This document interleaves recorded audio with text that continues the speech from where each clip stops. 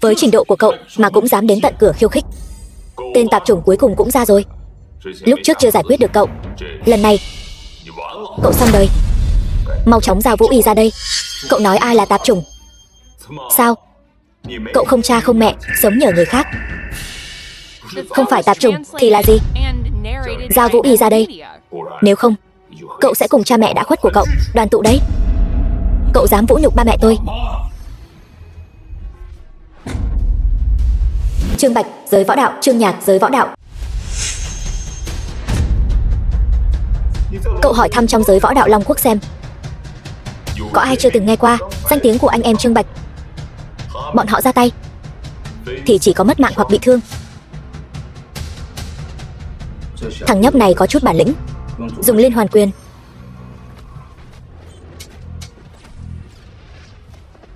Quyền phong. Không ngờ lại là quyền phong. Múa may quay cuồng.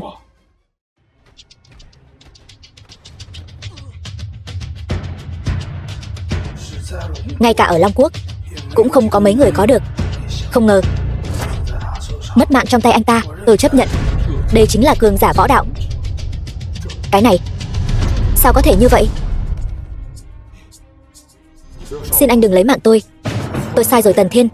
Vũ Y, Vũ Y tôi không cần nữa. Xin hãy tha cho tôi. Phía sau Vũ Y rốt cuộc ẩn giấu bí mật gì? Vũ Y vốn dĩ là bảo vật của nhà chúng tôi. Tôi chỉ là nghe theo lời dặn của lão gia, đem nó trả về chỗ cũ thôi.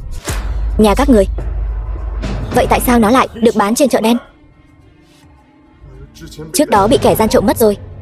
Tôi chỉ biết kẻ gian đó đã ở tỉnh Long, đem đồ vật bán đi. Tần thiếu, nếu như anh dùng xong Vũ Y, muốn đem nó bán đi, Vạn gia sẽ thu mua với giá cao. Ồn ào.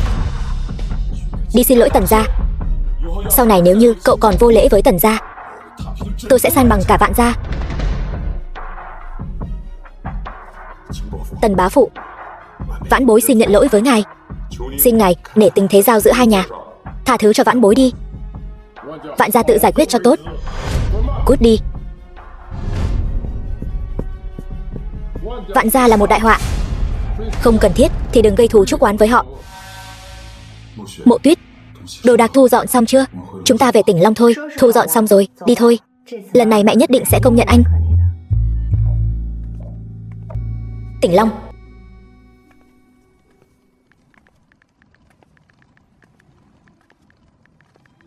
Anh đang nói chuyện với ai vậy?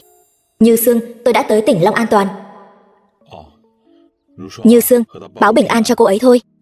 Thật không ngờ, thì ra anh và tiểu thư Như Sương là thanh mai trúc mã. Trước kia tôi đã thấy lạ rồi. Dù anh là bạn của cô ấy cũng giúp anh quá nhiều rồi. Em không ghen sao? Tiểu thư Như Sương tốt như vậy. Hơn nữa, cô ấy đã giúp chúng ta rất nhiều. Sao tôi có thể ghen với cô ấy được? Nhưng mà nếu như cô ấy muốn cướp anh đi, tôi cũng sẽ không nhận thua đâu.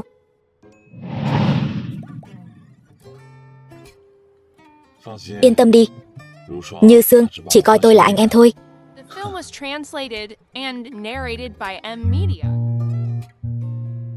Xin chào. Thuê bao quý khách vừa gọi hiện không liên lạc được. Lạ thật. Sao mẹ không bắt máy nhỉ? Chẳng lẽ chúng ta đi nhanh thôi. Đi thôi. Hợp đồng chuyển nhượng ký đi. Đừng ép tôi động tay.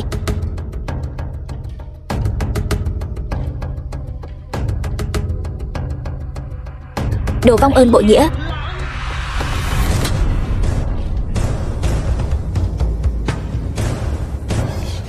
Dừng lại, nói chuyện chính sự. Bà già, Vương Mộ Tuyết đâu rồi? Nếu bà còn không giao cô ta ra, tôi sẽ đốt cái nhà này của bà. Giang thiếu, bọn họ thật sự đến kinh đô để tìm chiếc dạ Vũ Y rồi. Cái Vũ Y đó chỉ là vật không may mắn. Bất cứ ai tiếp nhận nó đều không có kết cục tốt đẹp. Bây giờ Tần Thiên chắc chắn đã mất mạng rồi. Vẫn là không giao Mộ Tuyết cho Giang gia tôi sao? Đúng vậy. Cổ đông của tập đoàn Vương Thị bây giờ đều lũ lượt đầu quân về phía tôi rồi. Cái gã con rể hờ của bà đó đã sớm mặc kệ sống còn của Vương Thị rồi. Ai đang làm can ở đây? Mẹ! Các người, lũ cầm thú các người. Không ngờ mạng cũng cứng đấy. Đến thế này mà còn chưa mất mạng, nhưng mà có thể sống sót trở về, cũng chứng minh Vũ Y còn chưa đến tay. Mở to mắt của các người ra mà xem. Đây là cái gì? Là chiếc dạ Vũ Y. Xem ra Mộ Tuyết có thể giao phó cho Tần Thiên được. Lấy được Vũ Y thì sao chứ? Chắc hẳn là anh còn chưa biết bây giờ Vương Thị đã bị tôi thu mua rồi nhỉ? Quyết nhanh lên, đừng để tôi phải động thủ với anh. Anh nói bậy bạ. Tập đoàn Vương Thị chỉ có thể mang họ Vương. Anh có tư cách gì mà ở đây chỉ tay 5 ngón? Giang gia đã mua chuộc cổ đông của tập đoàn Vương Thị rồi. Bây giờ Vương Thị chẳng qua chỉ là con rối dưới trướng Giang gia mà thôi. Đúng vậy Mộ Tuyết. Bây giờ bất kể cô có muốn hay không, muốn cứu Vương Thị thì ngoan ngoãn ở bên cạnh hầu hạ tôi cho tốt. Chẳng lẽ vẫn chưa ăn đủ khổ hay sao? Giang thiếu, Vương Mộ Tuyết, nếu cô không nghe lời Giang thiếu thì cút khỏi tập đoàn Vương Thị cho tôi. Sau này không được bước chân vào Vương gia nửa bước. Còn cả bà nữa, nếu bà còn bảo vệ con tiện nhân này thì cùng cô ta cút luôn đi. Muốn cút thì cũng là các người cút. Nực cười. Căn nhà này tôi đã mua rồi.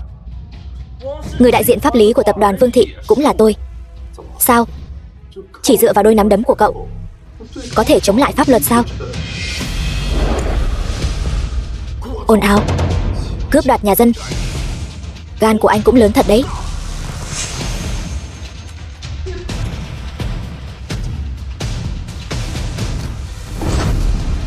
Cút. Còn lần sau nữa tuyệt đối không tha. Mày chờ đó cho tao.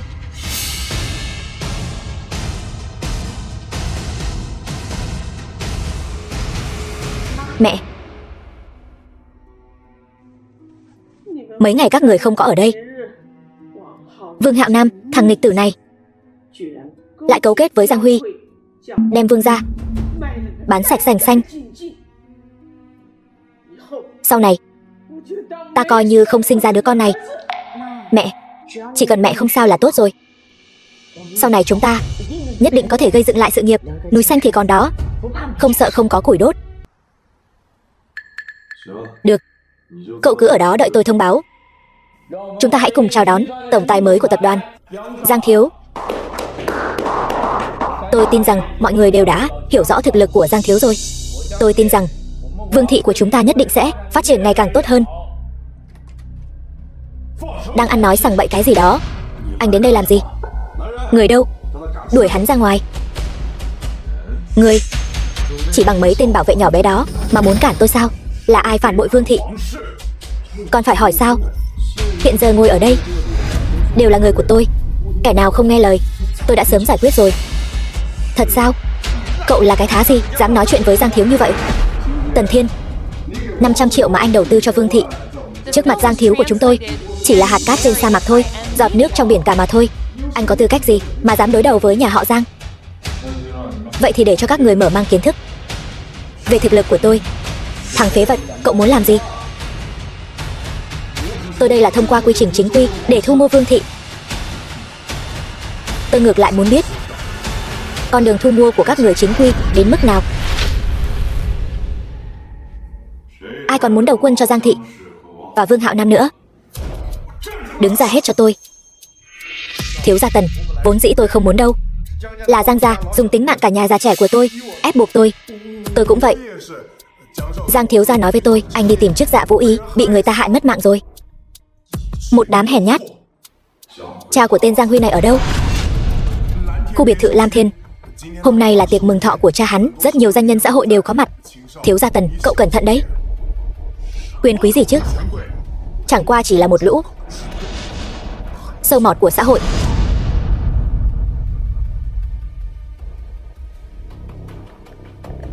Tần Thiên đánh trọng thương Giang thiếu rồi. Mộ Tuyết, ta phải đến Giang gia một chuyến. Khoảng thời gian này bá mẫu.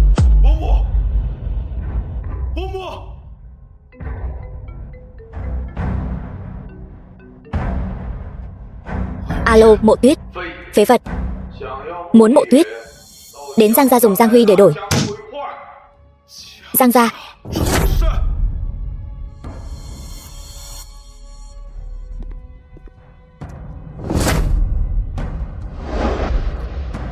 Ngô gia Tô Châu tặng một cây tùng bất lão Hoàng Sơn. Lạc gia Quảng Lăng tặng một hộp dạ Minh Châu Nam Hải.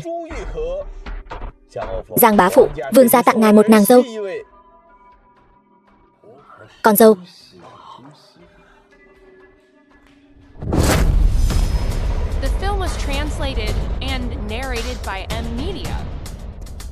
Mau chào Giang bá phụ đi. Khỉ khô. Cái thá gì? Dám làm mất mặt ta. Vương Hạo Nam, đánh mất mạng cô ta cho ta. Nhưng mà cô ta chính là người cảm thấy mặt mũi Giang Hải ta.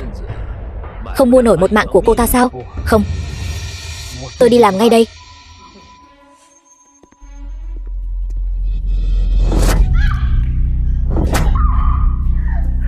Không biết điều. Sớm biết vương gia dùng tiền là có thể giao con gái ra, ta đã sớm mua về hưởng thụ rồi. Con nhỏ ngu xuẩn lại dám chê Giang gia. Không biết điều. Tần Thiên sẽ không tha cho anh đâu. Tần Thiên, cô sẽ không trông chờ hắn đến cứu cô đấy chứ?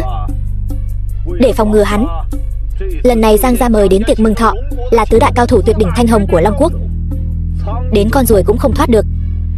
Hắn đến cũng chỉ có con đường mất mạng. Người đâu dám đắc tội Giang gia, đánh mất mạng cho tôi. Đánh. Dám động vào con trai ta, làm mất mặt ta. Ta không lấy mạng cả nhà họ Vương các ngươi. Giang gia ta làm sao có thể đứng vững ở tỉnh Long này. Đánh cho ta. Giang lão, không xong rồi. Tần Thiên hắn xông vào rồi, sắp đến đại sảnh rồi. 500 hộ vệ của ta không ngăn được hắn. Giang gia, hôm nay nhất định phải đem hắn dẫm dưới chân.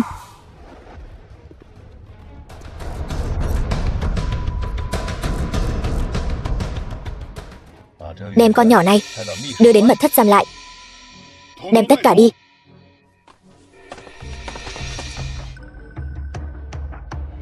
Thả Mộ Tuyết ra.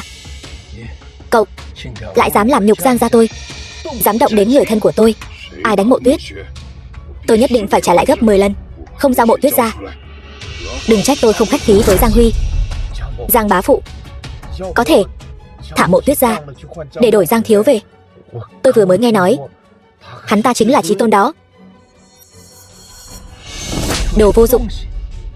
Một tên phế vật như nó mà cũng làm Chí Tôn được sao?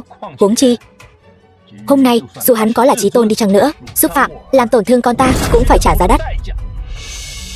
Ngài nói phải lắm. Thằng Tần Thiên đó chỉ là một tên phế vật, làm cái dám gì được Chí Tôn. Cho các người thêm một cơ hội nữa. Dù ông có muốn hay không, hôm nay tôi cũng phải san bằng Giang gia. Chờ một chút, tôi sẽ thả Mộ Tuyết ra ngay. Mong Tần thiếu gia bỏ qua hiểm khích trước đây, tha cho Huy nhi nhà tôi. Tần Thiên, tôi biết ngay là anh sẽ đến mà.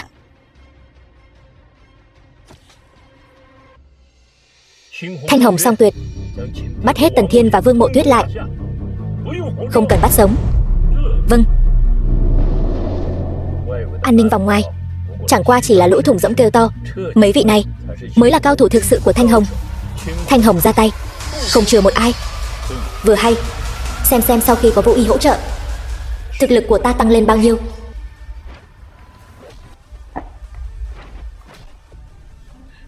Giang lão, thằng nhóc này có chút thực lực đấy, phải cho anh em thêm chút tiền bồi dưỡng mới được. Dễ thôi, chỉ cần các người có thể giúp tôi giải quyết triệt để hắn, mỗi người 5 triệu. Cao thủ còn lại phàm là giúp bắt Tần Thiên đều thưởng 1 triệu. Giang lão gia, hôm nay thật là bỏ vốn lớn đấy. Thằng nhóc này hôm nay khó thoát rồi. Không hổ là Thanh Hồng. Mấy tên này so với những kẻ trước đây đều khó đối phó hơn nhiều, không thể khinh thường được. Phải tốc chiến tốc thắng. Chỉ với 5 triệu bạc mà muốn đối phó với tôi sao? Quả là quá rẻ mạt rồi.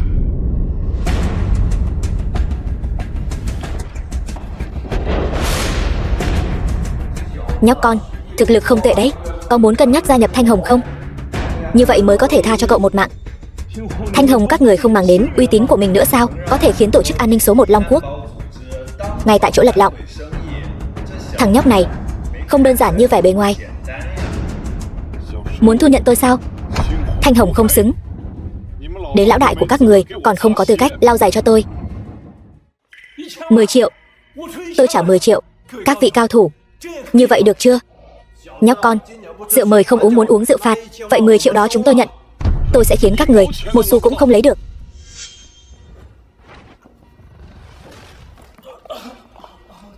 Cách Sơn Đảng Nghiêu, đây mới thực sự là cao thủ.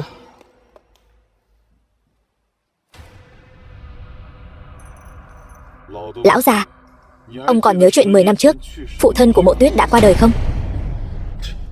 Cậu nói cái gì? Sự ra đi của cha Mộ Tuyết có phải do ông gây ra không? Không phải tôi. Không phải ông sao? Vậy chức dạ Vũ Y sao lại có thể bị Giang gia đem ra bán đấu giá? Cái gì? Chức dạ gì cơ? Tôi không biết mà. Còn giả điên giả dại nữa thì tôi coi như là Giang gia làm đấy. Sẽ đem toàn bộ Giang gia các người đổ sát để báo thù thay Mộ Tuyết. Không phải tôi, là người khác mượn danh nghĩa của tôi để bán cái chức dạ gì đó. Tôi còn chưa từng thấy bao giờ. Người khác là ai? Là Vạn gia. Còn có Dương gia. Giang lão tặc, ông đừng có ngậm máu phun người. Năm đó Giang gia các người cũng biết toàn bộ kế hoạch đấy. Nợ của Vạn gia tôi sẽ từng món một tính sổ. Mạng người dính trên tay các người tôi đều sẽ trả lại đầy đủ. Ông thành thật khai báo cho tôi. Tôi biết toàn bộ kế hoạch của bọn họ. Nhưng là do hai nhà bọn họ ra tay lấy mạng người. Tôi chỉ phụ trách bán thôi. Vốn có thể tha cho ông một mạng, nhưng sau khi Vương bá phụ qua đời, ông còn nhiều lần bức hại Vương gia. Mất mạng không đáng tiếc. Tần thiếu, cầu xin cậu tha cho tôi đi. Tôi biết sai rồi. Tôi còn có cha già, còn có con nhỏ nữa mà. Tha cho ông. Năm đó cha của Mộ Tuyết cũng có cha già con nhỏ đấy. Tôi thương xót ông. Ai thương xót Mộ Tuyết bọn họ?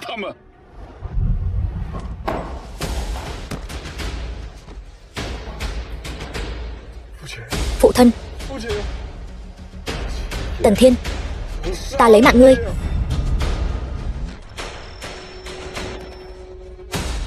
Huy Nhi. Tần Thiên, cho dù ta mất mạng, Vạn gia cũng sẽ không tha cho người đâu. Vạn gia ở kinh đô. Các người còn quen biết Vạn gia. Chỉ cần Vạn gia biết ta mất mạng, chắc chắn sẽ báo thù cho ta. Tiểu tử ngươi dù có đấu lại ta, cũng không đấu lại cả Vạn gia đâu. Các ngươi chẳng qua chỉ là một con cẩu của thế gia kinh đô mà thôi. Vậy mà còn vọng tưởng có người báo thù cho các ngươi. Đánh chó cũng phải nhìn mặt chủ. Tần Thiên, cậu đây là đang khiêu khích Vạn gia. Vạn thiếu, cứu tôi với. Có người không trông coi cẩu của mình cẩn thận, vậy thì tôi chỉ có thể thay chủ dạy dỗ nó thôi. Cái Giang gia này cũng đâu có làm gì quá lớn như lấy mạng người phóng hỏa đâu. Chẳng qua là cưới vợ thôi mà. Huống chi cậu và Tần bá phụ có quan hệ không tệ. Hy vọng Tần gia đừng đối đầu với Vạn gia. Vạn gia là một phiền toái lớn, không nên gây thù chuốc oán với họ.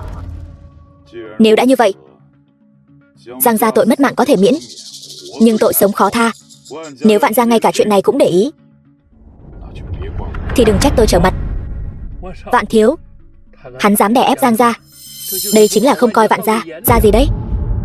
Giang gia đã giúp Vạn gia làm bao nhiêu việc như vậy, không có công lao cũng có khổ lao mà. Muốn sống thì ngậm miệng lại cho tôi. Chỉ cần người không mất mạng, mặc thiếu gia Tần xử trí. Vạn Sùng Niên, năm đó Giang gia giúp Vạn gia truy sát Tần Vô Nhai, mất mạng hơn phân nửa. Vạn gia nói nhất định sẽ an trí tốt những người còn sống như chúng tôi. Bây giờ sao có thể trở mặt?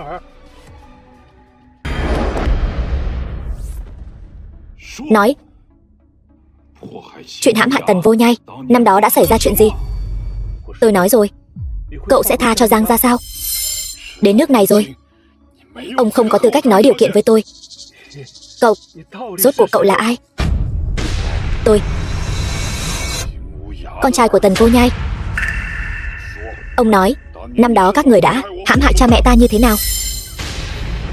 Tiên sinh tha cho tôi không cố ý đâm mất mạng cha mẹ cậu, đều là Vạn gia chỉ thị. Vạn gia?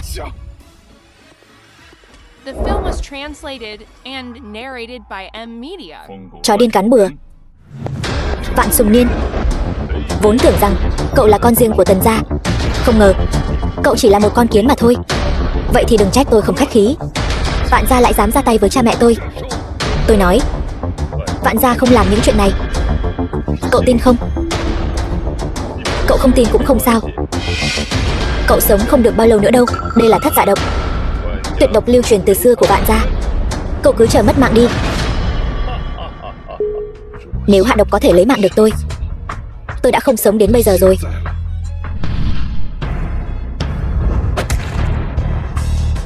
Tần Thiên, cậu chờ đó cho tôi. Chờ gì mà chờ, hôm nay sẽ lấy mạng của cậu. Tần Thiên, Tần gia kinh đô. Tần Thiên, anh tỉnh rồi sao? Sao tôi lại ở kinh đô?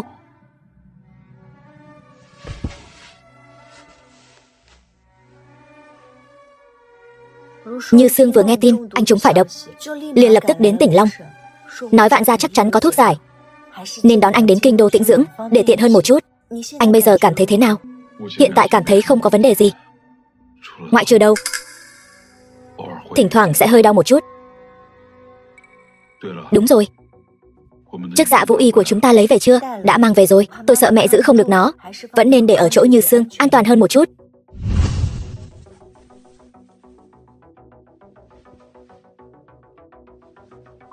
Chiếc dạ vũ y này có thể phụ trợ võ giả tu luyện, không biết có hiệu quả gì đối với giải độc không? Tôi bảo nhà bếp hầm một ít thuốc giảm đau đầu. Tần thiếu, tôi đi hỏi ba xem còn có biện pháp nào không. Tôi không sao. Xem ra bây giờ cưỡng ép dùng công giải độc vẫn còn quá sớm, nhưng mà chiếc dạ vũ y này đối với giải độc thật sự có tác dụng. Ba, thất dạ độc của Vạn gia thật sự không có thuốc giải sao? Tần Thiên, hắn lại thổ huyết rồi. Người chúng phải thất dạ độc tối đa chỉ có thể sống sót 7 ngày. Vạn gia khốn nạn, sao có thể là gia đình của Tiếu Tiếu được? Ba, Tiếu Tiếu là thanh mai trúc mã của ba, con gái út của Vạn lão gia, mẫu thân của Tần Thiên. Con và Tần Thiên vẫn luôn cho rằng hắn là do ba vô tình đi ngang qua cứu được. Nói vô tình cũng là vô tình. Năm đó Tiếu Tiếu sau khi thích Tần Vô Nhai, hủy bỏ hôn ước với ba, nhưng tình bạn vẫn còn. Một ngày nọ, bọn họ đến kinh đô làm việc, ba lén sau lưng ông nội chuẩn bị đi đón bọn họ. Bọn họ mãi mà không đến. Đợi đến khi ba tìm được bọn họ, Tiếu Tiếu và Tần Vô Nhai đã không còn cứu được nữa rồi. Chỉ còn lại đứa trẻ Tần Thiên này còn thoi thóp một hơi. Nếu như ba sớm tìm được bọn họ một chút, nếu như Tần Thiên là con cháu Vạn gia, vậy tại sao không trả lại cho Vạn gia? Vạn gia cho rằng Tần Thiên là một đứa trẻ hoang, sao có thể để nó nhận tổ quy tông chứ? Nếu như để nó ở Vạn gia tự sinh tự diệt, chi bằng giao cho Tần gia âm thầm nuôi dưỡng. Con ngàn vạn lần đừng nói cho Tần Thiên biết. Tính nó nóng này, lỡ như nó kích động đi tìm Vạn gia đối chất, rồi bị phát hiện chính là đứa trẻ năm đó, thì hậu họa khôn lường. Ba yên tâm, còn nhất định sẽ không nói ra ngoài. Tránh ra, tôi bảo tránh ra. Cút, mau cút đi. Tần Thiên anh đừng như vậy. Người cút đi, ta bảo người cút đi. Chuyện gì vậy? Tần Thiên đau đầu, muốn tự làm mình ngủm. Tôi không cản được, ta bảo ngươi tránh ra, mau cút đi. Tôi sao có thể nhìn anh tự làm tổn thương mình. Tần Thiên, xin lỗi Tần Thiên.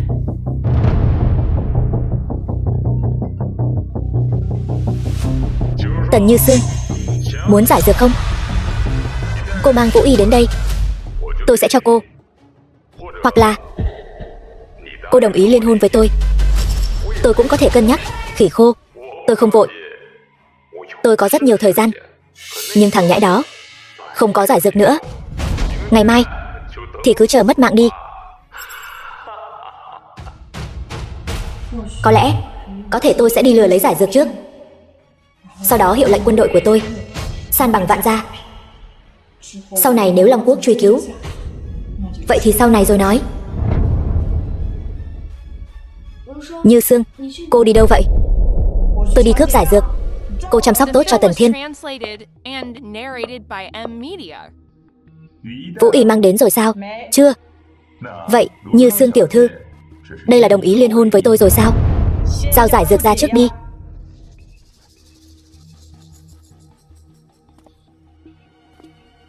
Vạn gia phòng thủ nghiêm ngặt. Cho dù cô muốn cầm giải dược chạy, cũng chạy không thoát đâu. Thật sao? Vậy chúng ta không có gì để nói. Không ngờ cô thật sự cam tâm vì cái tên mặt trắng kia mà mất mạng.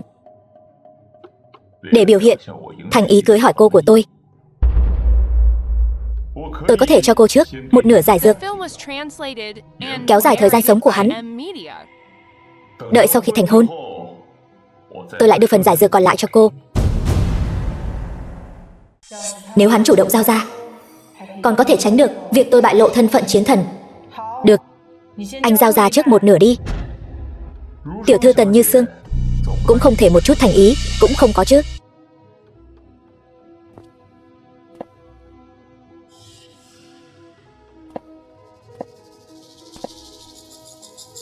Đến đây, ký nó đi. Hợp đồng liên hôn.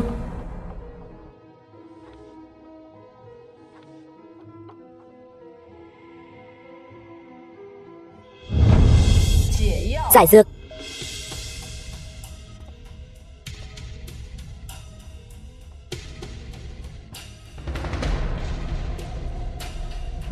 Tần Như Sương, không có một nửa giải dược còn lại. Hắn trong vòng 3 ngày chắc chắn phải mất mạng.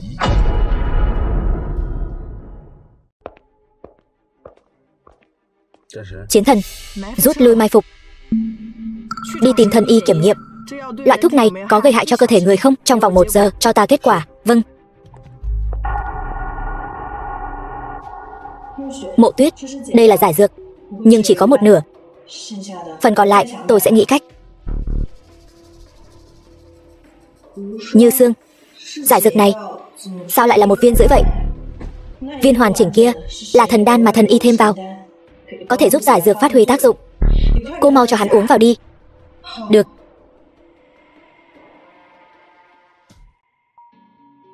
Mộ Tuyết, giả như cô gả cho người khác, Tần Thiên có thể được cứu, cô sẽ đồng ý không? Như Sương, cô đã đồng ý với người nhà họ Vạn rồi sao? Không có, nhưng mà có lẽ cần cô giúp một chút việc nhỏ. Vạn Sùng Liên nói đợi sau khi chính thức thành hôn mới bằng lòng cho tôi một nửa giải dược còn lại.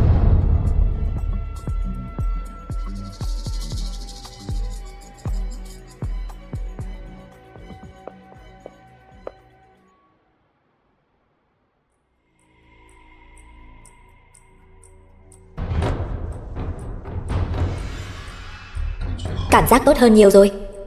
Không biết có thể vận công giải độc không? Hình như gần khỏi rồi.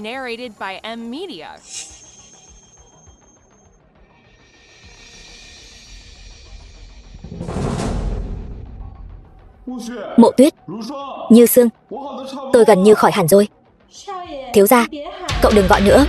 Hôm nay Tần tiểu thư xuất giá, nói là muốn đổi giải dược cho cậu. Mộ Tuyết tiểu thư đi cùng cô ấy đi làm phù dâu rồi. Cái gì? Không thể nào. Chú rể là ai? Là thiếu gia nhà họ Vạn. Đến giờ lành rồi. Nhị bái cao đường.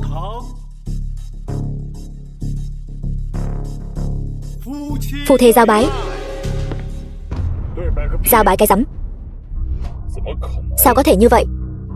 Cậu đáng lẽ vẫn còn hôn mê chứ? Tôi tuyệt đối sẽ không để Như Sương gả cho loại người như anh.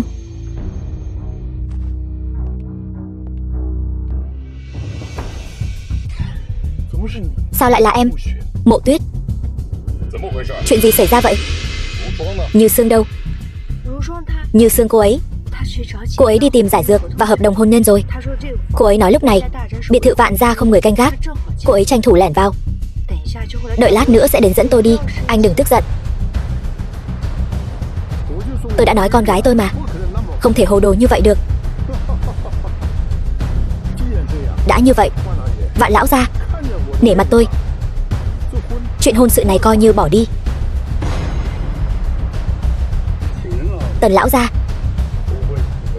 sẽ không cho rằng đem người ra làm trò hề là có thể tùy tiện rời đi rồi chứ.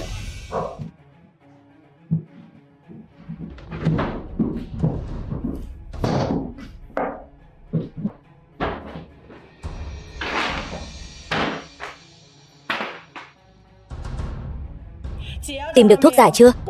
Báo cáo chiến thần, tạm thời vẫn chưa. Nhưng mà chúng tôi đã mang đi hết toàn bộ dược liệu của Vạn Gia. Giả sử bọn họ tự mình nghiên chế thuốc giải, vậy chúng ta cũng khẳng định có thể nghiên cứu ra được. Rút lui trước, tôi dẫn người đi cướp Mộ Tuyết về. Đều mai phục xong cả rồi chứ? Đều đã chuẩn bị xong.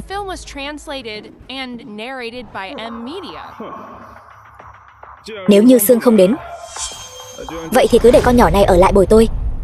Dù sao cũng có vài phần tư sắc. Cậu nằm mơ. Người đâu? Bắt Tần Thiên lại. Không cần chừa đường sống. Chiến thần giá đáo. Chiến thần. Chiến thần ở đâu? Tần Như Sương. Cô còn dám đến? Vậy thì tốt, tôi sẽ thu cô và con nhỏ này luôn. Anh cũng xứng với tôi sao? Cô là chiến thần. Vạn Gia nếu như không muốn đối đầu với đội Bắc Cương của tôi thì ngoan ngoãn để chúng tôi rời đi.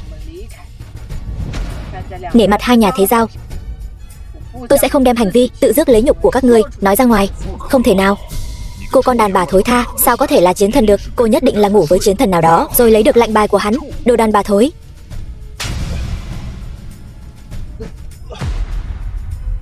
Kẻ nào vũ nhục chiến thần thì mất mạng. Sao lại thế này? Ông ơi, cứu cháu. Nhiều năm thế giao,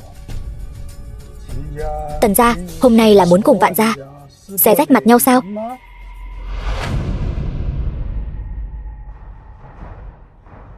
Xin chiến thần nể mặt lão hủ, tha cho cháu trai một mạng. Đưa thuốc giải thất dạ độc ra đây. Thật không dám giấu, thất dạ độc của Vạn Gia chưa bao giờ có thuốc giải tận gốc. Chỉ có thể dựa vào mỗi tuần một viên thuốc để kéo dài tính mạng. Cái gì? Vậy thì đưa phương thuốc giải mỗi tuần một viên cho tôi. Chuyện này không thể nào. Nhưng chúng ta có thể mỗi tuần đưa thuốc giải đến Tần gia. Được.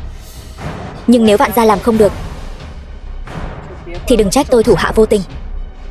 Còn chuyện tôi là chiến thần, ai mà tiết lộ ra ngoài thì sẽ có kết cục giống như tờ hợp đồng này.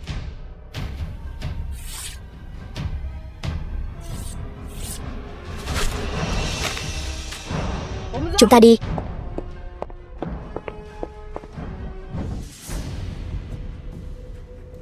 Như Sương, lần này cảm ơn cô. Tình hình ở tỉnh Long thế nào rồi? Những người liên quan đến vụ mưu hại Vương gia năm đó đều đã bị bắt giữ. Bọn chúng đã khai thật về việc năm đó vì để có được Vũ Y đã mưu hại cha của Mộ Tuyết. Theo nguyện vọng của Mộ Tuyết, đều đã bị tuyên án nặng. Như vậy cũng tốt.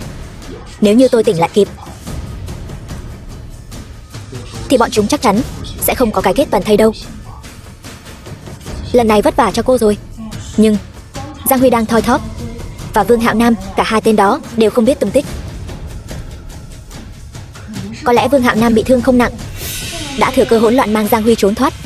Như Sương vì để phòng ngừa bọn chúng gây rối đã phái trọng binh canh giữ ở gần nhà họ Vương. Hiện tại cổ phần của tập đoàn Vương Thị cũng nằm trong tay tôi. Tần Thiên, Như Sương, tôi thật sự không biết phải cảm ơn mọi người như thế nào. Khách sáo gì chứ, đều là người một nhà. Bây giờ chuyện nhà em đã giải quyết xong, có thể bắt đầu cân nhắc khi nào thì gả cho anh đây. Vậy thì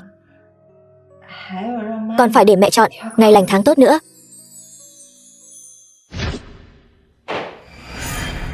Tần Như Sương làm sao có thể là chiến thần được? Chẳng lẽ 3 năm trước chuyện cô ta nói là đi du học, thực chất là đi luyện võ? Vậy cũng không thể nào. 3 năm thời gian, một người phụ nữ như cô ta lại có thể, có gì mà không thể?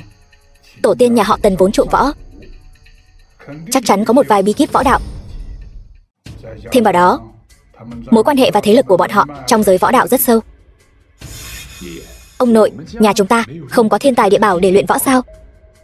Cháu không thể để Tần Như Sương, một con đàn bà thối tha hơn cháu được. Có thì có, nhưng cái giá rất đắt.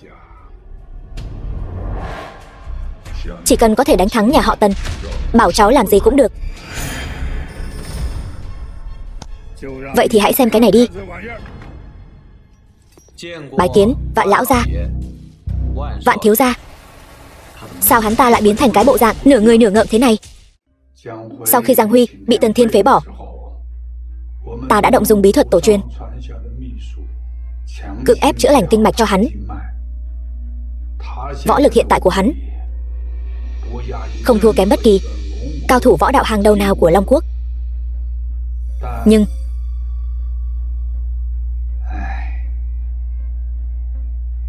Tiểu Vương, tình trạng của cậu ấy đỡ hơn chưa?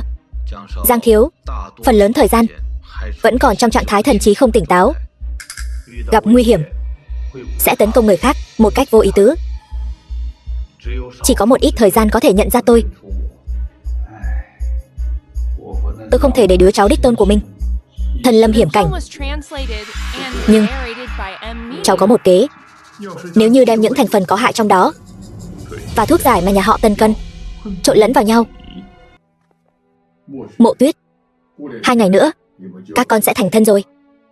Nhân tiện qua đây bái tế cha mẹ ruột của Tần Thiên đi. Bài vị ba mẹ Tần Thiên. Vâng, bá phụ.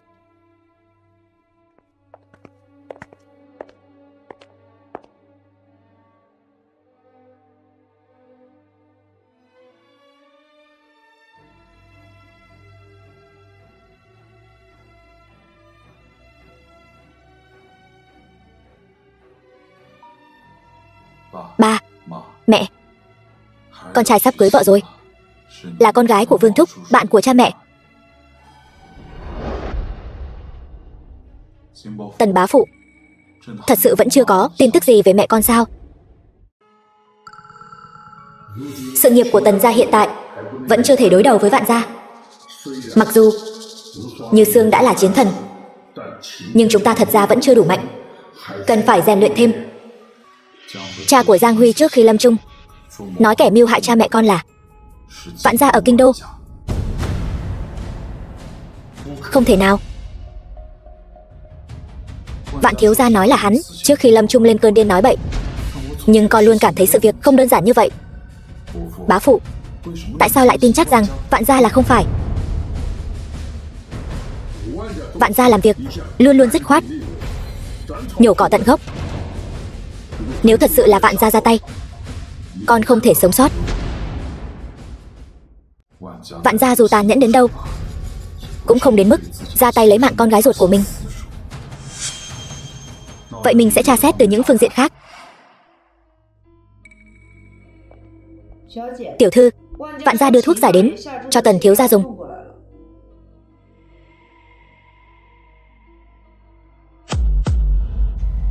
Viên thuốc tròn trịa này và nửa viên mà Vạn gia đưa cho tôi lần trước hình như có chút khác biệt.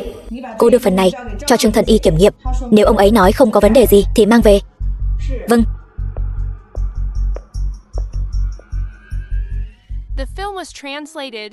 Mẹ của Tần Thiên là đối tượng hôn ước trước đây của cha. Thảo nào khi mẹ qua đời luôn cho rằng Tần Thiên là con riêng của cha, thì ra là không phải. Tuyệt vời. Vậy tâm ý của tôi. Nhưng tiếc quá, anh ấy đã có Mộ Tuyết rồi. Thôi vậy, hôm nay mẹ của Mộ Tuyết sẽ đến đây. Như vậy hai người họ chính là chính thức đính hôn, gặp mặt phụ huynh. Ra ngoài đi dạo một tí vậy. Thông gia đến rồi, mời ngồi. Tần Thiên, thì ra cậu là thiếu gia của Tần gia ở kinh đô. Mộ Tuyết, con đúng là nhặt được bảo rồi. Mẹ thấy sau này ai còn dám gây sự với vương gia chúng ta. Tôi chỉ là được Tần bá phụ tốt bụng nhận nuôi mà thôi. Mẹ ơi, mẹ bình tĩnh một chút, thật ngại quá.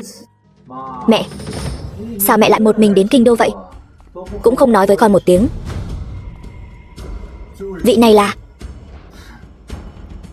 Với tư cách là ca ca của Mộ Tuyết, Mộ Tuyết đính hôn mà tôi không đến thì quá không nể mặt rồi. Vương Hạo Nam, anh còn dám nói là ca ca của tôi? Trước kia đã làm bao nhiêu chuyện có lỗi với tôi, có lỗi với vương gia hả?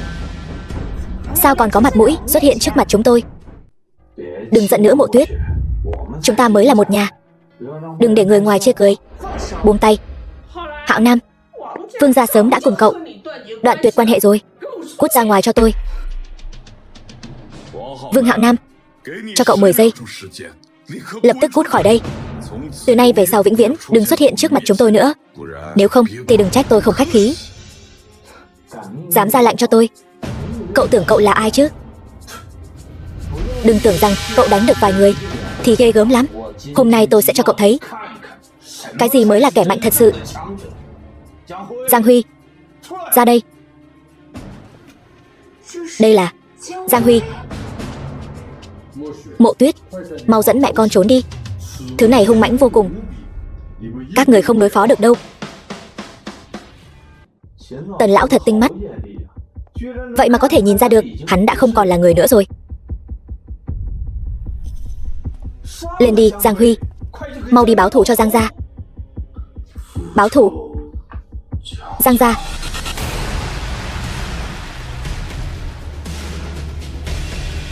Tần gia phòng vệ nghiêm ngặt, các ngươi làm sao vào được đây? Ngăn cản người bình thường có lẽ dễ như trở bàn tay, ngăn cản Giang Huy, cái quái vật biến dị này sao? Thật là nực cười. Ai phái các ngươi đến? Vạn gia sao?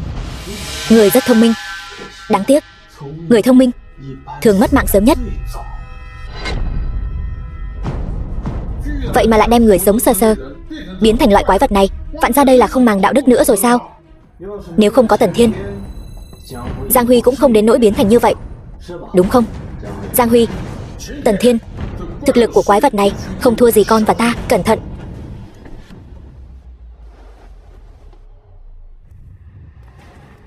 Dám làm tổn thương người nhà của ta, ta lấy mạng ngươi.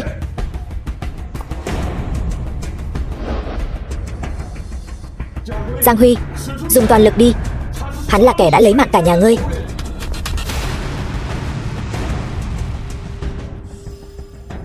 Không ổn, thuốc giải của tuần này chỉ có một nửa, phải giữ tỉnh táo trước khi độc phát tác.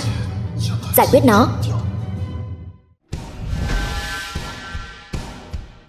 Giang Huy, ngươi có bản lĩnh thì xông vào ta đây này. Giang gia là ta diệt, không liên quan đến người khác.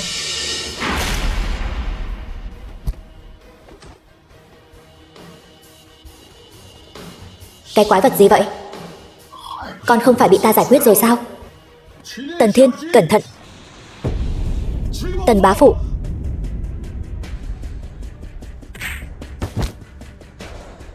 Giang Huy, rút.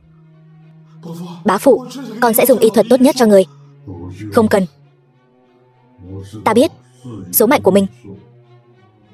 Nhát dao này là bệnh cũ. Ba, ai làm? Tôi lấy mạng hắn. Như Sương, điều ta duy nhất không yên lòng chính là con. Tần Thiên, ta cầu xin con chăm sóc tốt cho Như Sương. Con biết rồi, con sẽ làm. Như Sương và người luôn là gia đình quan trọng nhất của con. Ta biết con yêu Mộ Tuyết, nhưng Như Sương cũng yêu con. Nếu có thể, con hãy xem nó như người vợ thứ hai. Ba, đừng nói nữa. Ta nhìn con lớn lên, con không biết tâm tư của con sao?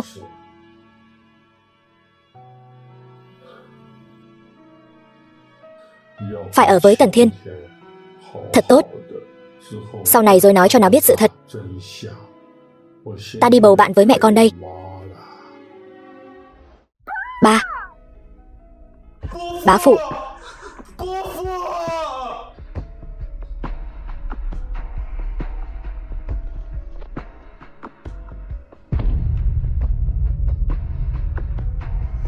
Tần bá phụ, con và Vạn gia một mất một con.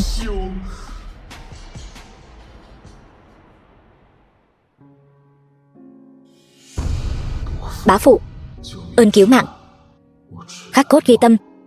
Sau này người chính là người cha thứ hai của con. Tế bái kết thúc. Tần Thiên, anh ở lại một lát. Tần Thiên, anh thật ra là con của Vạn gia. Như Sương, cô đang nói đùa đấy sao? Tôi không có nói đùa. Anh là con của con gái út của Vạn gia, con của Vạn Tiếu Tiếu. Anh biết tại sao bài vị của mẹ anh lại trống không không? Bởi vì mẹ tôi ghen tị. Tiếu Tiếu và cha tôi trước đây đã có hôn ước. Cho nên các người luôn giấu tôi. Vì sự an nguy của anh, phụ thân vẫn luôn giấu giếm. Tần Thiên, anh sẽ oán chúng tôi chứ? Anh sẽ đi Vạn gia nhận thân sao? Không thể nào. Tôi nhất định sẽ diệt Vạn gia để bồi táng bá phụ.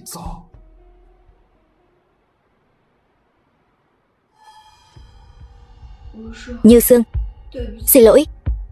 Bá phụ là để bảo vệ chúng tôi mới qua đời. Từ nay về sau, chúng tôi chính là người nhà của cô. Tôi không oán các người, nhưng xử trí Vương Hạo Nam, tôi hy vọng các người đừng cản tôi. Không vấn đề gì. Vương gia chúng tôi đã hoàn toàn đoạn tuyệt quan hệ với hắn rồi. Tùy cô xử trí.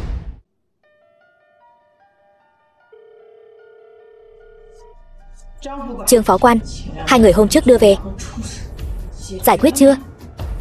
Vẫn chưa, đang đợi lệnh của ngài. Bây giờ xử tử sao? Đúng.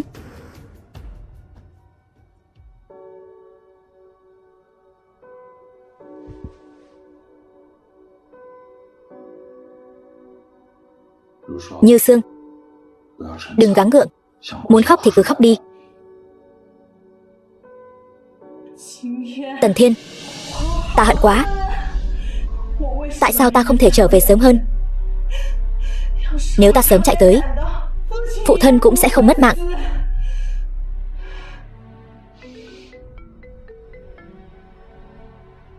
Chiến thần, không xong rồi. Hai người hôm trước đưa tới biến mất rồi. Đồ phế thải, ngay cả người cũng không trông được. Chắc chắn là Vạn gia. Tần Thiên, anh muốn đi Vạn gia, nhưng độc trên người anh vẫn chưa khỏi. Tần Thiên, uống thuốc trước đi. Tôi cùng anh đi Vạn gia. Không cần, cô ở lại bảo vệ Mộ Tuyết cho tốt. Tôi không muốn mất thêm bất cứ một người thân nào nữa. Nhưng mà không có nhưng nhị gì hết. Tôi sẽ chuẩn bị sẵn sàng. Được. Có chuyện gì thì liên lạc ngay với tôi. Cẩn thận. Chiến thần, không xong rồi. Sao rồi? Nói nhanh. Có phải là Chí Tôn? Chí Tôn bị phục kích rồi. Chí Tôn, mau đưa Chí Tôn về. Cảm giác hình như không có vấn đề gì. Chẳng lẽ độc đã giải rồi? Vừa rồi ngài bị Vương Hạo Nam phục kích, ngài không sao chứ? Vừa rồi Giang Huy thực lực tăng mạnh, chắc chắn là Vương Hạo Nam giở trò. Giang Huy, lên.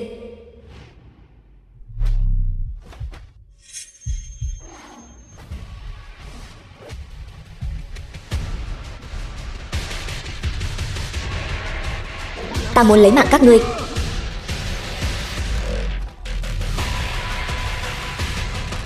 Hắn mất mạng rồi.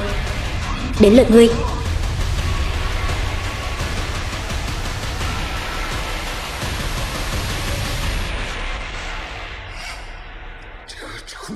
Lại để hắn chạy thoát. Thần nông ký chép lại. Dưới sự xúc tác của môi trường thích hợp, nhiều loại thuốc tương tác với nhau sẽ phát sinh hiệu quả rõ rệt. Xem ra độc dược trong người ta đã được giải dưới sự xúc tác của Vũ Y.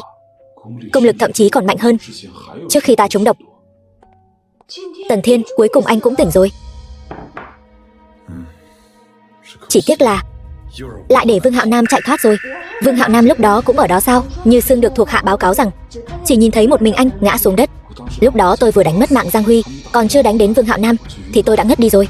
Tần Thiên, anh vẫn nên dưỡng sức cho khỏe mới là quan trọng. Mộ Tuyết, cơ thể tôi không còn vấn đề gì nữa rồi, anh đừng có gạt tôi.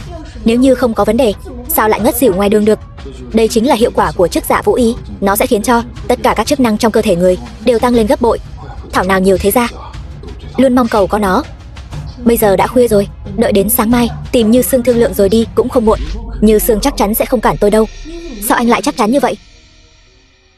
Như Sương, độc của tôi giải rồi. Ngày mai sẽ đi tìm Vạn gia báo thù. Cái gì? Thân thể anh chưa khỏe, không được đi. Không tin, mọi người xem này.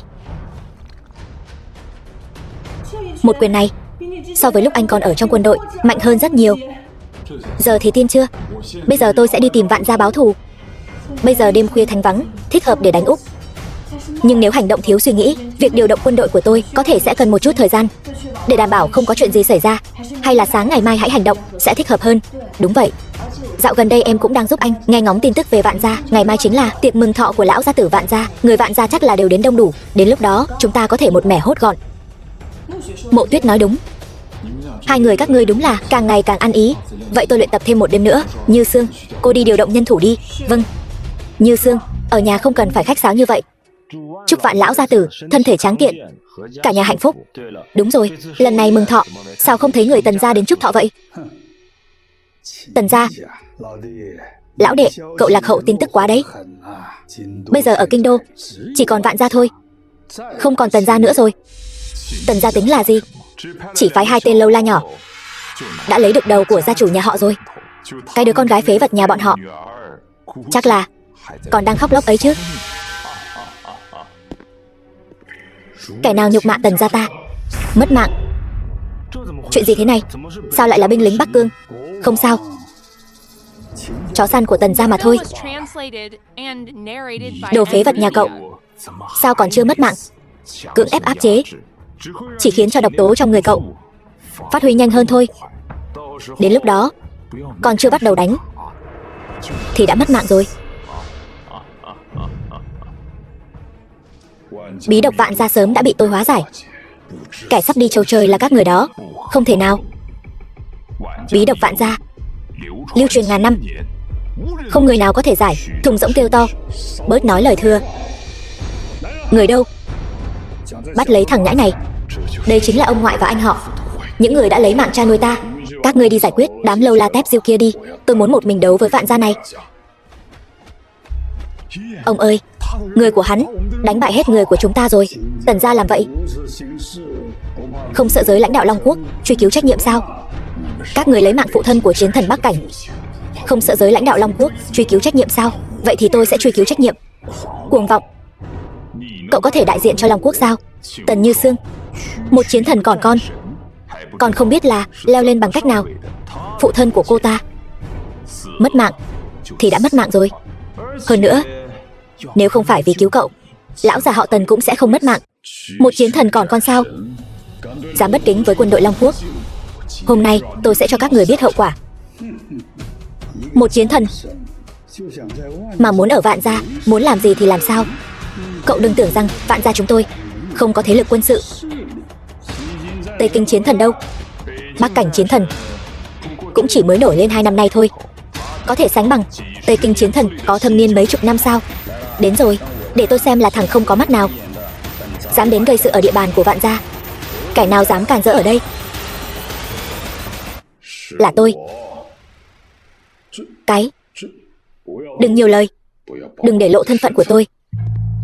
Chiến thần chính là hắn gây sự. Ngài mau giải quyết hắn đi. Với giao tình của chúng ta, chuyện này không quá đáng chứ. Đồ ngu xuẩn, ăn nói kiểu gì vậy? Chiến thần, không phải ngài nói Bắc Cảnh chiến thần không là gì sao? Tây Kinh chiến thần, tôi khuyên anh tốt nhất nên tự rời khỏi đi.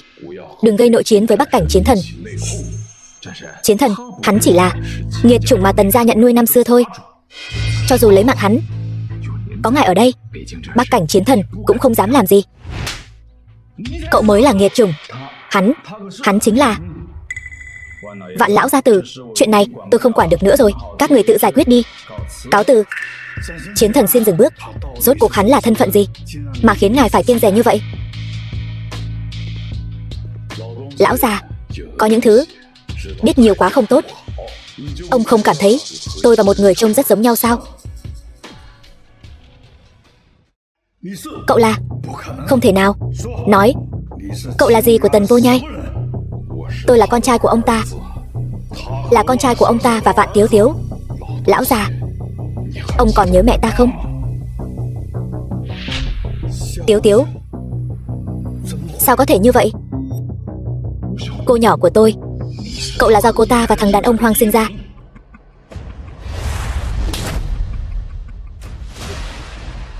Câm miệng. Hôm nay, sự ra đi của cha nuôi tôi, còn có tai nạn của ba mẹ tôi, tất cả các món nợ tôi đều muốn thanh toán. Chiến thần, mọi thứ đều đã chuẩn bị thỏa đáng. Không ngờ Vạn gia lại mời Tây Kinh Chiến Thần đến. Thật sự là tự tìm đường xuống mồ. Cũng may Tây Kinh Chiến Thần thức thời. Chiến thần thuộc hạ còn có một việc. Đây là nhật ký của Lạc Phó úy. Lạc Phó úy ghi chép lại một số thông tin liên quan đến Vũ Y. Đã biết. Ngươi lùi xuống đi, để ý kỹ Vạn gia. Lần này ta muốn bọn chúng đều phải chôn cùng với cha ta. Còn nữa, tiếp tục truy tìm Vương Hạo Nam.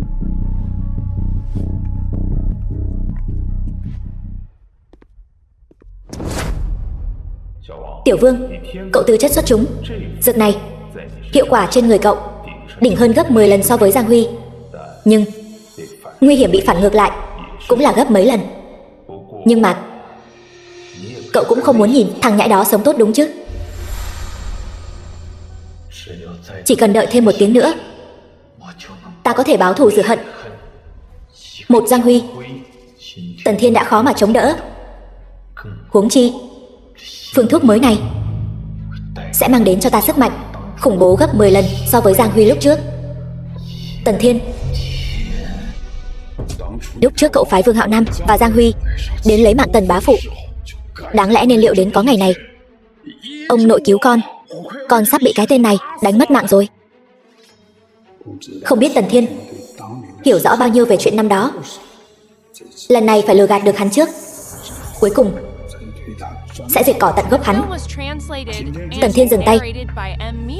Sự việc không phải như cậu nghĩ đâu. Tôi tận mắt nhìn thấy Tần bá phụ bị người của ông lấy mạng ngay trước mắt tôi. Chuyện này còn có thể giả được sao? Nể mặt ông ngoại, tha cho Sùng Niên đi. Dù sao nó cũng là anh họ của cậu. Khỉ khô, năm đó khi tôi lưu lạc bên ngoài, sao không thấy ông ngoại? Anh họ, ngoài cha mẹ tôi ra, người nhà chỉ có một nhà Tần bá phụ. Xem ra hắn vẫn chưa biết nguyên nhân cha mẹ hắn mất mạng. Chỉ cần kéo dài thời gian, đợi Tiểu Vương chạy đến. Cháu trai, những năm này cháu chịu khổ rồi. Nhưng lúc đó chúng ta đúng là đang tìm kiếm tung tích của cháu. Nhưng người phái đi dò xét đều nói cả nhà cháu đều bị xe đụng mất mạng rồi. Đừng có giả nhân giả nghĩa ở đây. Vạn gia nếu thật sự có lòng tìm lại tôi, Tần bá phụ cũng không đến mức lo lắng bất an. Hơn 20 năm cũng không nói cho tôi biết sự thật. Cháu trai, đây là âm mưu của Tần Long.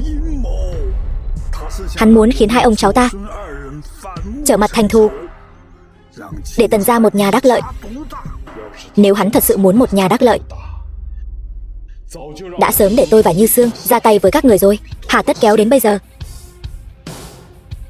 Chí Tôn, có một con quái vật đánh bị thương tất cả anh em. Quái vật gì? Chẳng lẽ... Tần Thiên, cảm ơn trời vì để ta tìm được ngươi rồi. Không hổ là kỳ tài luyện võ. Chỉ bằng tu luyện đan dược đã có thể đạt tới cảnh giới như vậy. Hơn nữa còn có thể giữ được ý chí thanh tỉnh. Tần Thiên, Tần Như Sương nhiều thuộc hạ như vậy đều không thể chống lại hắn. Cậu thì có thể làm gì? Chí Tôn, có thể ra tay chưa?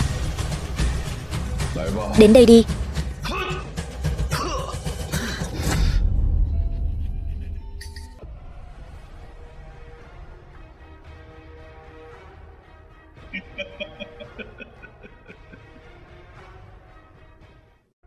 Thiên hạ võ công, duy khoái bất phá. Tần Thiên, ngươi không ngờ thiên phú võ học của ta cao như vậy chứ. Hôm nay ta sẽ đem ngươi băm thành trăm mảnh. Chỉ có vậy thôi sao? Hắn dám khiến Chí Tôn chảy máu. Thằng nhãi này xong rồi. Ở trước mặt tôi mà nói tốc độ, chẳng phải quá coi trọng bản thân rồi sao?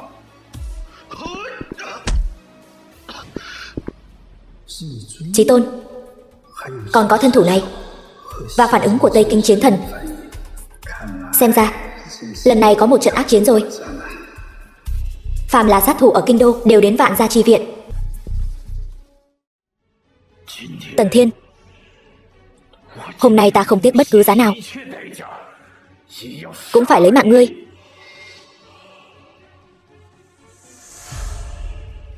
Vương Hạo Nam đây là muốn cùng Tần Thiên đồng quy vu tận.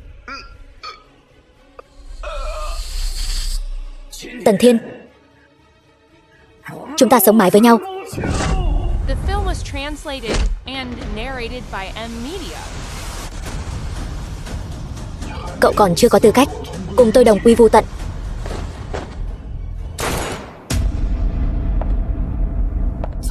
Chuyện gì xảy ra? Lại dám dùng súng? Mạng của Vương Hạo Nam, tôi đến lấy.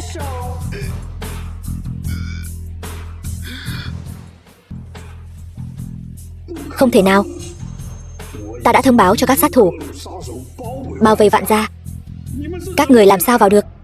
Có một khả năng là tin tức của các người căn bản không truyền ra được. Sao không có tín hiệu? Nể mặt Mộ Tuyết, tôi cho cậu giữ toàn thây.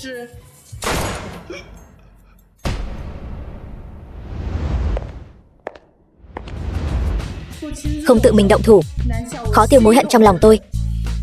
Mong Chí Tôn thứ tội. Không sao, vốn dĩ hắn đáng mất mạng. Đứng lên đi. Tần Thiên, cậu rốt cuộc là ai? Đến nước này rồi, các người còn không hiểu sao? Chẳng lẽ thật sự là vị Chí Tôn kia? Ra Tần Như Sương và cái tên này đang lên thủ đùa bỡn chúng ta. Chí Tôn Long Quốc là người chinh chiến xa trường, thủ lĩnh của các chiến thần nhiều năm. Tuổi của tên nghiệt chủng này còn chưa lớn bằng con, sao có thể là thủ lĩnh của chiến thần? Lắm mồm, đưa xuống, đánh. Như Sương, cô dám đánh tôi? Thân phận của tôi không quan trọng, quan trọng là tôi chuẩn bị hỏi ông vài vấn đề. Nếu ông dám lừa dối, cả nhà bạn sẽ không có kết cục tốt đẹp. Cậu hỏi đi. Tai nạn xe của ba mẹ tôi có liên quan gì đến các người không? Quả nhiên hắn còn chưa biết chân tướng năm xưa. Không có. Mặc dù chúng tôi đều phản đối Tiếu Tiếu và ba của cậu ở bên nhau, nhưng hổ dữ không ăn thịt con. Tôi sao có thể ra tay với đứa con gái ruột của tôi? Vậy tại sao năm xưa các người phản đối mẹ tôi và ba tôi ở bên nhau? Vạn Gia ở kinh đô cũng coi là danh môn vọng tộc. Hắn Tần Vô Nhai, một đứa trẻ mồ côi không cha không mẹ, tính là cái thá gì? Cũng dám trèo cao Vạn Gia chúng ta. Ông nội, giải thích nhiều với hắn làm gì? Hắn chính là cáo mượn oai hùng. Tần Như Sương tuy lợi hại, cũng không dám cùng Vạn Gia chúng ta triệt để trở mặt, cứng miệng. Lắm mồm. Còn chưa tới lượt con lên tiếng. Tần Thiên, lúc đầu mẹ cậu đã định hôn ước với Tần Gia. Ông ngoại cũng là bất đắc dĩ. Hôn ước? Tần bá phụ đã sớm giải trừ hôn ước với mẹ tôi rồi. Ông còn dám gạt tôi? Sao cậu biết được? Không phải Tần Long hắn đang gạt cậu. Tần Long hắn mưu kế sâu xa. Hắn chính là muốn lợi dụng cậu, suy yếu thế lực Vạn Gia chúng ta. Chúng ta mới là người một nhà thật sự. Bọn họ chính là lợi dụng cậu. Ông nói bậy bạ gì đó. Như Sương, bình tĩnh. Tôi biết bá phụ không phải là loại người đó. Hắn ở trước mặt các người đương nhiên giả bộ một bộ đạo mạo. Đủ rồi, câm miệng cho tôi. Không được sỉ nhục Tần bá phụ nữa. Được. Còn nữa, chuyện chức dạ Vũ Y là sao? Vì sao Vạn gia lại phái gia tộc khác cướp đoạt chức dạ vũ y của phụ thân tôi? Vũ y vốn dĩ là của Vạn gia chúng ta. Vạn gia cướp lại bảo vật của mình, có vấn đề gì sao? Chức dạ vũ y vẫn còn ở trên tay hắn, chỉ bằng cứ lừa lấy vũ y về tay, rồi cùng Tần Thiên tính sổ sau. Biểu ca cậu nói không sai. Cái vũ y này vốn dĩ là bảo vật tổ truyền của Vạn gia. Nếu không phải mẹ cậu lén lấy đi cho ba cậu chữa thương, cũng sẽ không lưu lạc đến dân gian. Chúng ta cũng sẽ không phản đối chuyện hôn sự của bọn họ đến vậy. Nói như vậy, các người lại thành bên có lý. Tần Thiên, chuyện của ba mẹ cậu chỉ là một tai nạn ngoài ý muốn. Hiện giờ cậu bình an trở về, còn thay Vạn gia lấy được vũ y. Vạn gia thật là song hỷ lâm môn. Ông nội, ông sẽ không muốn để tên nghiệt chủng này nhận tổ quy tông đấy chứ? Nghiệt chủng cái gì? Đây là biểu đệ của con, còn không mau xin lỗi biểu đệ con đi. Cái lão già này khô môi múa mép, Tần Thiên sẽ không bị hắn ta lừa gạt chứ? Muốn tôi nhận tổ quy tông, không có cửa đâu. Cho dù tai nạn xe của ba mẹ tôi không liên quan đến ông, nhưng Tần bá phụ mất mạng, Vạn gia không thể thoát khỏi liên can. Tần Thiên, đó đều là do biểu ca của cậu không hiểu chuyện. Chuyện đã qua coi như xong. Một nhà đừng náo loạn đến mức khó coi như vậy. Được, nếu như là ý của Vạn Sùng Niên, vậy thì cứ để hắn ta đền cho Tần bá phụ một mạng. Sau này tôi sẽ không truy cứu Vạn gia nữa. Ông nội, cháu mất mạng rồi, Vạn gia sẽ tuyệt hậu đó. Ông sẽ không thật sự muốn để lại Vạn gia cho cái thứ nghiệt chủng đó chứ? Ông tỉnh táo lại đi. Nó họ Tần chứ không họ Vạn. Thằng nhãi này không dễ lừa đâu. Xem ra phải tìm cách khác thôi. Thằng nhãi danh, cậu không uống rượu mời lại muốn uống rượu phạt. Vậy thì đừng trách tôi vô tình. Ông còn có chiêu trò gì nữa, cứ việc đem ra hết đi. Có cao tầng Long Quốc ở đây, tôi xem các người dám làm gì Vạn gia. Long Vương Sứ đã đáp ứng đến dự tiệc mừng thọ, vừa hay để hắn ta chỉnh đốn Tần gia cho tốt. Cao tầng Long Quốc, cao tầng Long Quốc thật sự ngay trước mắt các người mà còn không nhìn thấy, còn có mặt mũi uy hiếp Tần gia chúng ta. Cô chỉ là một chiến thần nhỏ bé, tính là cao tầng gì? Còn hắn thì dựa vào quan hệ của cô mới leo lên cao được. Đợi cao tầng Long Quốc thật sự đến, các người từng người một đều không xong đâu. Nếu không coi trọng chiến thần, tôi sẽ thay mặt tất cả chiến thần san bằng Vạn gia. Tần Thiên, cậu có tư cách gì đại diện cho những chiến thần khác? Cậu ngay cả làm binh lính Bắc Cảnh cũng là mượn danh nghĩa của Tần Như Sương. Cậu chẳng qua chỉ là thuộc hạ của Tần Như Sương mà thôi. Tôi không có tư cách. Chí Tôn, cậu là người của Chí Tôn chiến thần sao? Sao lại có lệnh bài của ngài ấy? Ông nội, hắn ta chỉ là hù dọa thôi. Cháu đã nói rồi mà ông còn không tin. Cung nghênh Long Vương Sứ. Tham kiến Long Vương Sứ. Gặp Long Vương Sứ còn không mau quỳ xuống. Tần Thiên, cậu xong rồi. Đứng lên đi.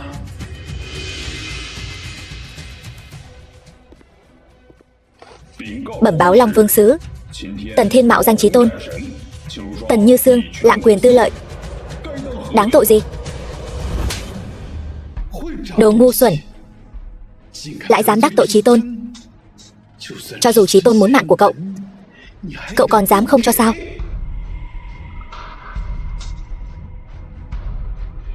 Thiên sách Chí Tôn, Long Vương vẫn luôn chờ ngài hồi bẩm chiến sự, xin ngài mau chóng trở về. Chuyện của tôi còn chưa xử lý xong. Cái gì? Nếu Tần Thiên thật sự là thiên sách Chí Tôn, giao Vạn Sùng Niên ra, đổi lấy một Chí Tôn chiến thần làm người thừa kế Vạn gia. Vạn gia phục hưng là chuyện không thể bàn cãi. Diễn kịch đấy sao? Sao hắn có thể là Chí Tôn chiến thần? Tần Như Sương, cô tìm không ít diễn viên nhỉ? Ồn ào.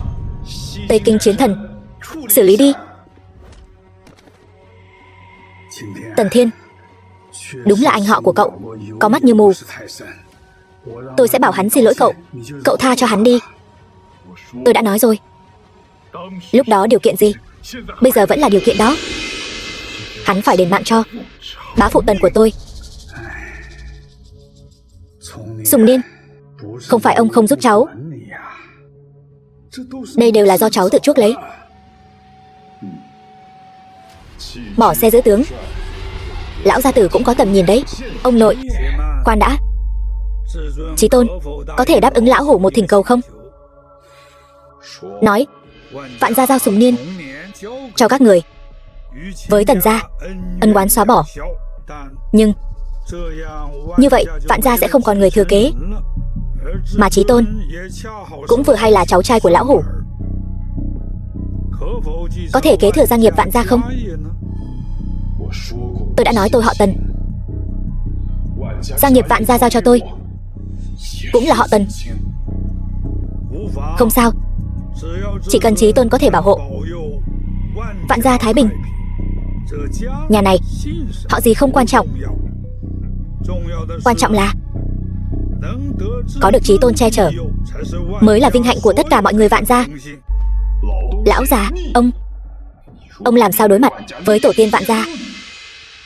Như Sương, tôi xử trí như vậy, bá phụ sẽ an lòng chứ? Vạn gia trên dưới cả ngàn người, trong đó người vô tội không nên bị liên lụy. Phụ thân, ông ấy nhất định cũng nghĩ như vậy. Long Vương Sứ thấy thế nào? Long Vương nói rồi, chỉ cần Long Quốc thái bình, những thứ khác thì cứ theo tâm trạng của Chí Tôn mà làm. Tây Kinh chiến thần, ra tay đi.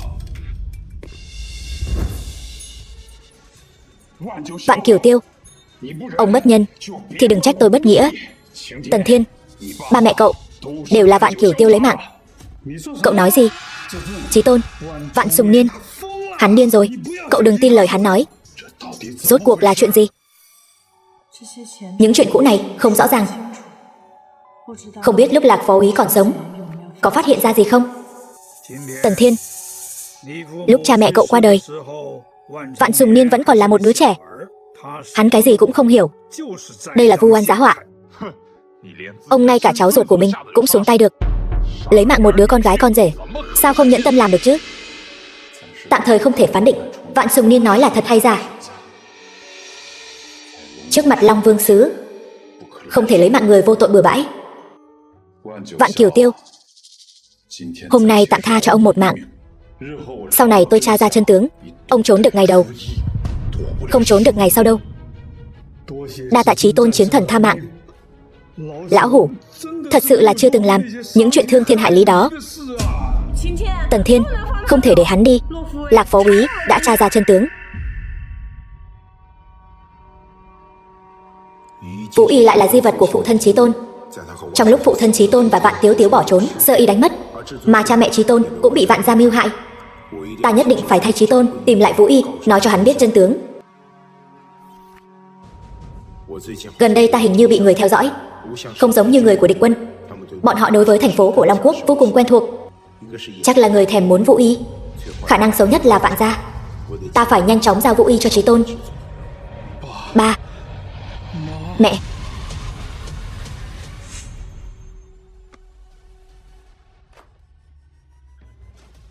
Vạn gia đã làm gì cha mẹ tôi? Lại đã làm gì Lạc Phó Úy? Lạc Phó Úy đã ghi rõ ràng trong đây.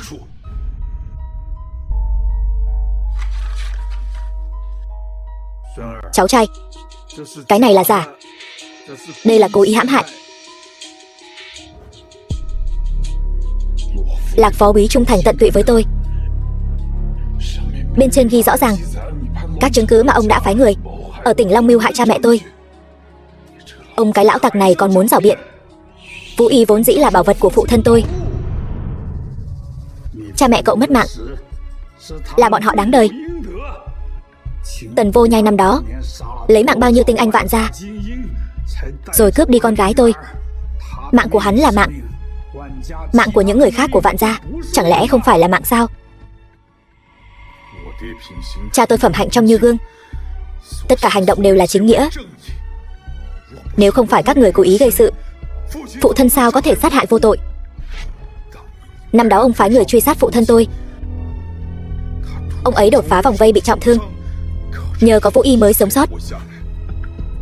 Sau đó các người giả ý đồng ý hôn sự của cha mẹ tôi, thực chất là để lừa gạt bọn họ, giao ra Vũ Y. Bọn họ không theo, ông liền phái người vây đuổi lấy mạng, cuối cùng gián tiếp tạo thành vụ tai nạn xe của cha mẹ tôi. Vạn Kiều Tiêu, ông thật là lòng dạ độc ác. Không ngờ thằng nhóc đó lại tra sâu đến vậy. Sự ra đi của Lạc phó úy có phải cũng có liên quan đến ông? Việc đến nước này, tôi cũng không giấu cậu nữa. Cái tên phó úy kia khi đang điều tra, Vạn gia đã sớm chú ý tới hắn rồi. Không ngờ, cho dù lấy mạng hắn, vẫn là uổng công một phen. Để hắn đắc thủ, thù mới nợ cũ tính chung hết. Tôi muốn tất cả người của Vạn gia chôn cùng. Vạn gia trên dưới hơn 1000 người. Vạn gia diệt rồi. Đối với kinh tế Long Quốc, tổn thất công nghiệp là rất lớn. Cho dù cậu là chí tôn, Long Vương cũng sẽ không đồng ý cậu loại hành sự này. Long Vương có lạnh, đồng ý tất cả phán quyết của chí tôn. Long Vương, hắn thật sự nói như vậy sao? Long Vương nhất ngôn cửu đỉnh, khi nào thì từng nói đùa. Người đâu? Đem Vạn Kiều Tiêu mang xuống, cùng Vạn Sùng Niên cùng nhau xử quyết tại chỗ. Vạn gia những người còn lại đồng loạt bắt vào ngục, chờ thẩm vấn sau xử quyết. Cháu trai, chúng ta dù sao cũng là người một nhà. Lão già biết sai rồi, con tha cho chúng ta đi. Chúng ta chảy cùng một dòng máu. Con không thể. Cút, đừng làm bẩn chân tôi. Tần Thiên, đồ súc sinh, lúc trước ta nên trực tiếp đánh mất mạng mẹ ngươi.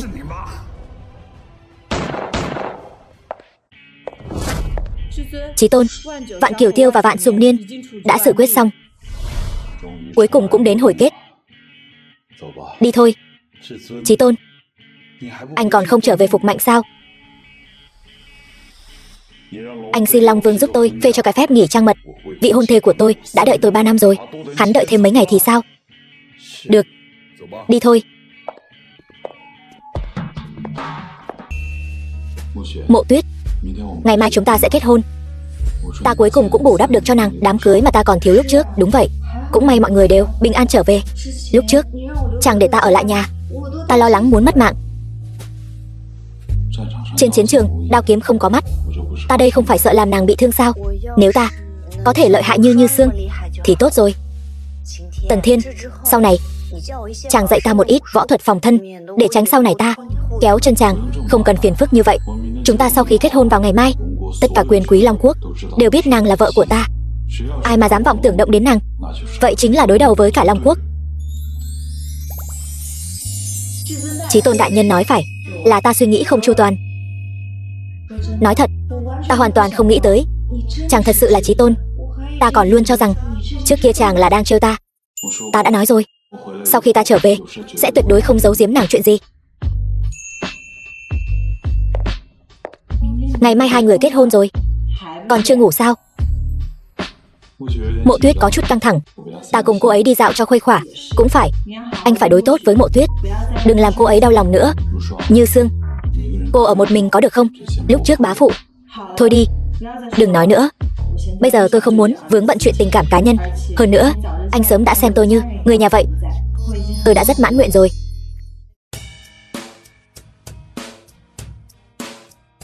Như Xương, cô cũng phải hạnh phúc. Bắt đầu từ bây giờ, tôi và Tần Thiên là gia đình vĩnh cửu của cô.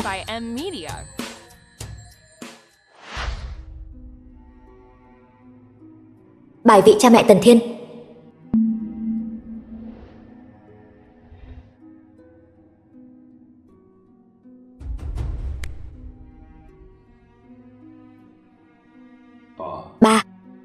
Mẹ, bá phụ, hôm nay con và Mộ Tuyết thành thân, đặc biệt đến tế bái người.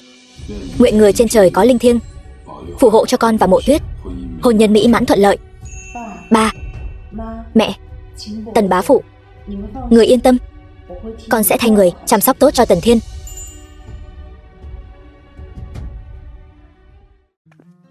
Chí Tôn và phu nhân thật là trai tài gái sắc, duyên trời tác hợp mà. Cảm ơn. Có thể tham gia hôn lễ của Chí Tôn và Mộ Tuyết tiểu thư, thật sự là vinh hạnh của Tây Kinh chiến thần. Mời vào trong. Chí Tôn, tôi đã từng thấy hai người trải qua bao sóng gió, có thể nhìn thấy hai người đi đến bước này, tôi thật sự rất vui mừng. Xin mời hai vị tân lang tân nương lên sân khấu. Tiếp theo, xin mời tân lang tân nương uống rượu ra bôi.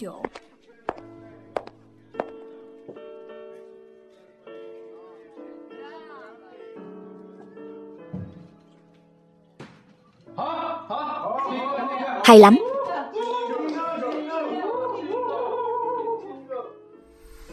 Hôm nay, cảm tạ mọi người đã đến tham dự, coi như là nể mặt Tần Thiên tôi.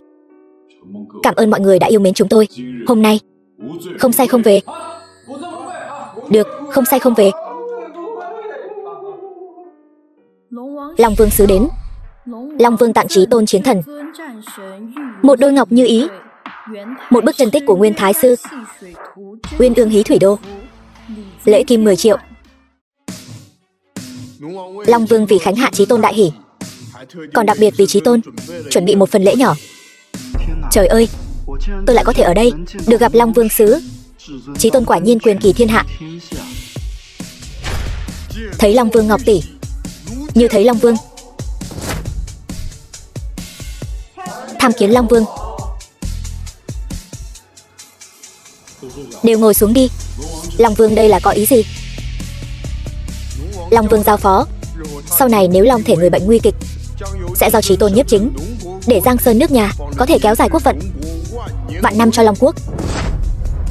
Chuyện này e là không ổn. Long Vương tại vị, biên cương ổn định, ta sao dám mơ ước đến vị trí này. Không được, ngài mang về đi. Nhìn khắp Long Quốc, ai có được tư chất hơn người như ngài. Cho dù là luận đối nhân xử thế, ngài cũng là người đứng đầu, không có gì là không ổn cả. Đúng vậy, toàn bộ Long Quốc, còn ai có thể so sánh với Chí Tôn ngài. Công lao hiển hách, không ai so với Chí Tôn ngài thích hợp làm người thừa kế của Long Vương hơn.